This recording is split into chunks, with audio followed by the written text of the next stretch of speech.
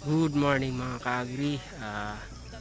Ngayong araw ay nag-spray tayo ngayon ng ating tanim na pipino at sitaw. So, yung ating pang-spray ngayon ay fungicide at insecticide.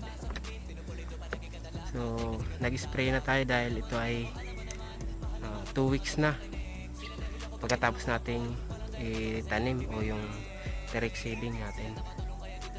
So, at nagkakaroon na rin pala ng mga butas yung dahon gawa ng yung mga insekto.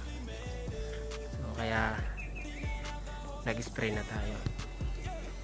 So, nakapaglagay na rin tayo ng balag sa ibang poste. Yan.